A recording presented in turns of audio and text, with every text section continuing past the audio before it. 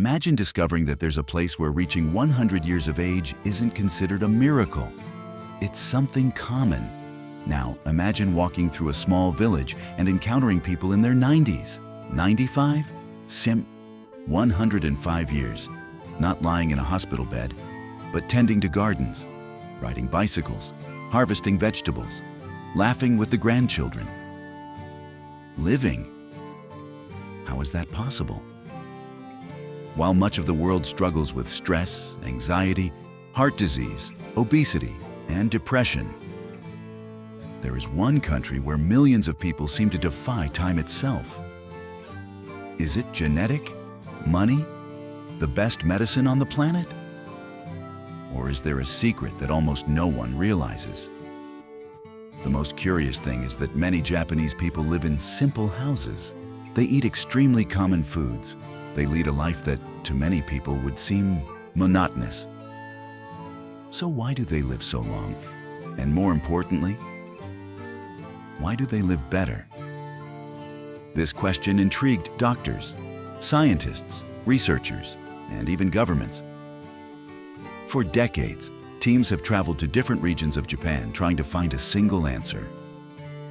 But the more they researched, they realized that the answer was never in a single food, not even in a supplement, not even with a miracle technique. The real secret was hidden in the small choices repeated every day. And perhaps that's precisely what makes this story so important. Because if these small choices worked for millions of Japanese people, perhaps they can also transform your life. But before revealing those habits, we need to go back a few decades, even to an island where time seems to run slower, the island where age has lost its meaning. In the far south of Japan, there is a place called Okinawa. Those arriving for the first time imagine finding modern hospitals and sophisticated clinics. But you find something completely different. Small houses, gardens, people walking slowly, local markets, neighbors chatting at the front door. Nothing seems extraordinary. And perhaps that's exactly the secret. It was there that researchers began to notice something almost impossible to believe. The concentration of centenarians was one of the highest on the planet. But there was an even more surprising detail. These people not only lived long lives, they remained independent for much of their lives. Many continued working in the vegetable garden. Others took care of their great-grandchildren. Some still practiced physical activities daily. When a woman over 100 years old was asked what the secret to her longevity was, she simply smiled. And he would reply, "I just live one day at a time." The answer seemed too simple, almost disappointing, but it concealed a gigantic depth. We live in a society obsessed with speed. We want fast results, quick diets, quick money, quick success. The Japanese went the opposite way. They learned that a long life isn't built on giant decisions. It stems from small habits repeated over decades. And that changes everything, because it means that longevity is not a gift reserved for a select few. It can be built, step by step, day after day. The story of Kenji. To understand this better, I want to introduce someone. His name is Kenji. He could be any one of us. 38 years old, executive, full schedule. I slept very little. I ate on the run. He would reply to messages until the early hours of the morning. I drank coffee to keep working. He used to say, "When things get better, I'll take care of my health." But that day never came. Until one seemingly ordinary morning, his body decided to stop. It wasn't a heart attack, not an accident. It was something much quieter. While climbing the stairs to the office, I ran out of air. His heart raced, his hands began to tremble. My vision became blurry. He believed he was going to die. No hospital? The diagnosis was surprising. His heart was healthy. Your body too. The problem was something else. Exhaustion, chronic stress, a lifetime lived on autopilot. That day, for the first time, Kenji asked a question that would completely change his story. What if the problem isn't working too much, but to live the wrong way? This question would lead him on a journey that would transform his life. A trip to Okinawa. Without even imagining, he was about to discover habits capable of changing not only the number of years we live, but mostly the quality of those years. And maybe this same discovery may also be waiting for you. 2 months after that scare at the hospital, Kenji landed in Okinawa. I was expecting to find a futuristic place. State-of-the-art hospitals, technology capable of explaining why people live so long. But he found exactly the opposite. Narrow roads, small wooden houses, simple gardens, vintage bicycles. People walking slowly. Nobody seemed to be in a hurry. That bothered him. How can such a simple place hide one of humanity's greatest secrets? As he walked through the streets of the small village, something caught his attention. A very old lady was carrying a basket full of vegetables, alone, with slow steps, but firm. Kenji ran to help her. Upon picking up the basket, he asked, "How old are you?" She smiled, as if that question were unimportant. 101. Kenji froze. She looked at her hands. There were no tremors. His eyes were alive. His posture was better than that of many young people. She thanked him for his help. He picked up the basket again, and he continued walking. At that moment, Kenji realized he had arrived at the right place. But I still didn't understand the reason. The following morning, a local resident took him to a small house surrounded by flowers, fruit trees, and a huge garden. Mr. Haruto lived there, 102 years, former farmer. She was still tending to her own vegetable garden. He was still preparing his own meals. I still walked every day. When Kenji arrived, he found the old man kneeling, pulling small weeds from the ground. No movement was fast. None was wasted. Everything happened with an impressive calm. After a few minutes, Haruto stood up slowly. He smiled, and he simply said, "You came looking for the secret to living a long life." Kenji answered immediately, "Yes?" The old man chuckled softly. "Then you asked the wrong question?" The young man was confused. Haruto walked to a tree laden with fruit. He picked a small tangerine. He handed it to the visitor. Then he asked, "What makes a tree live 100 years? On the ground, the rain, the sun, the roots?" Kenji replied, "I think it's all of that together." The old man smiled again. Exactly. People are looking for a single secret. But life never depends on just one thing. It depends on hundreds of small choices, every day. It was at that moment that Kenji began to understand why so many scientists failed. They were searching for a miracle food, a vitamin, an exercise, one single answer. While the Japanese were building their health like someone cultivating a garden. A little water today, a little care tomorrow, a long time later. The fruits appear. Haruto then asked another question, a question that completely changed the conversation. "How many times a day do you eat until you are completely full?" Kenji answered without thinking. "Always." The old man simply shook his head. "Perhaps that's exactly where your life begins to diminish." The boy's eyes widened. Haruto pointed to his small wooden desk. There was rice on top of it, legumes, fish, miso, green tea, everything in small portions. Nothing seemed extraordinary. Even so, Each dish seemed to be prepared with respect. Take it easy, with gratitude. The old man then uttered a Japanese expression repeated for generations. Hara Hachibu. Kenji had never heard those words before. Haruto explained slowly.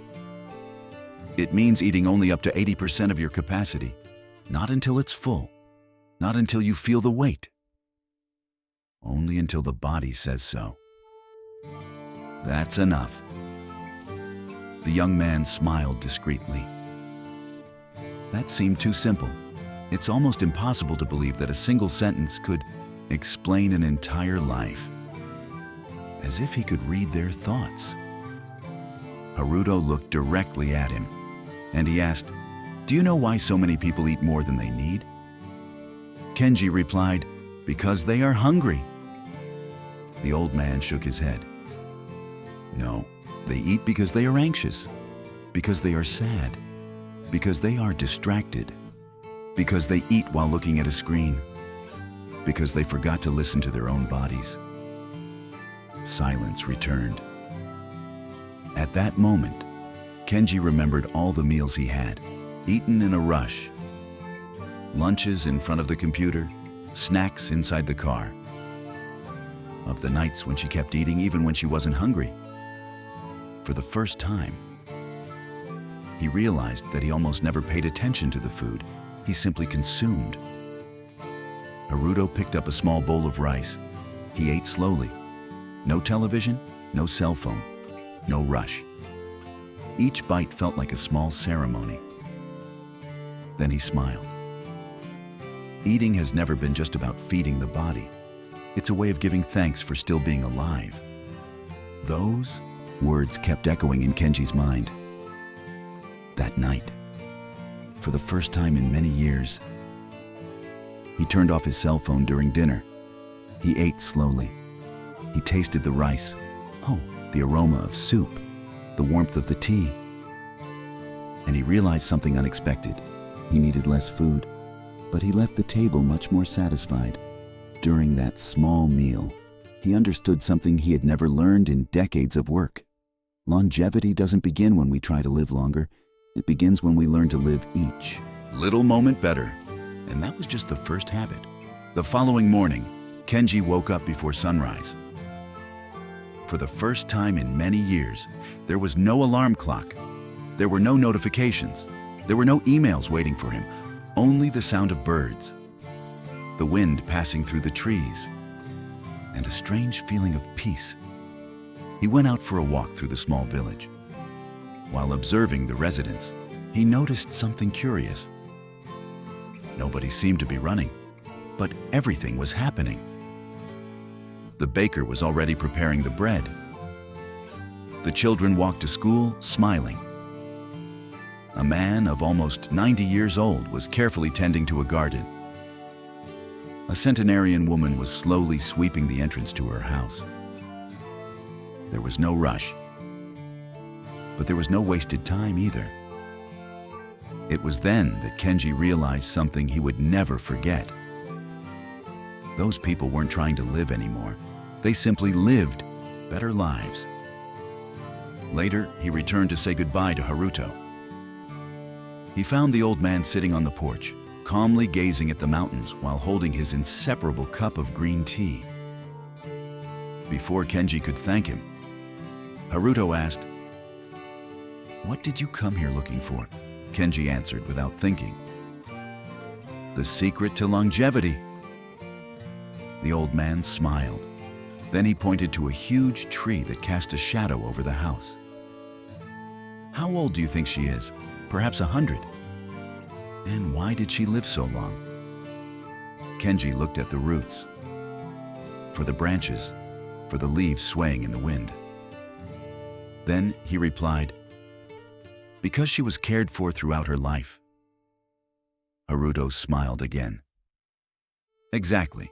People want to live to be 100 years old, but they forget to take care of today." Silence fell over that place. After a few seconds, the old man continued, "Do you know what the biggest disease in the modern world is?" Kenji imagined several answers. cancer, heart attack, diabetes. But none of them came. Haruto replied, "In a hurry. She makes people eat without tasting the food, working without purpose, resting without truly resting. To love without presence, and to live without realizing they are alive." These words affected Kenji deeply. At that moment, he understood that Japan never had a hidden secret. The real secret was right before everyone's eyes. In the small choices, simple food, on the daily walk, with gratitude, in the community, in friendship, in silent discipline, no purpose, in peace, in the ability to find happiness in the most ordinary things. The following week, Kenji returned to his city. The buildings remained unchanged, traffic remained heavy, the work remained demanding. Nothing had changed except for one thing. He started waking up a few minutes earlier. She went back to cooking. He started walking every day. She turned off her cell phone during meals. He visited his parents more often. He learned to say no when he needed to rest. He worked diligently, but he no longer allowed work to define his life. Months later, his friends started asking, "What happened to you? You look different, lighter, happier." He just smiled. Because I knew there was no magic formula, no miracle cure, just habits. Small habits, repeated for a long time. It was then that he understood the greatest lesson of Okinawa. People don't live long lives because they are happy. They live a long time because they learned how to create a life worth living. Perhaps you started this video looking for a secret, a diet, a food, a hidden technique. But perhaps the real answer is much simpler. Life doesn't change in a single day. It changes through the small decisions you make every day. When you choose to walk instead of remaining seated. When you choose to listen instead of just responding. When you choose to be grateful instead of complaining. When you choose to rest before you break. When you choose to be present with the one you love. At the end, it's not the number of years in your life that makes the difference. These are the moments in life that exist in each year. And now I'd like to ask a question. If you could reach 100 years old, but retaining the joy, energy, and peace you saw in this story, what habits would you start changing today? Write your answer in the comments. I really want to read each and every one of them.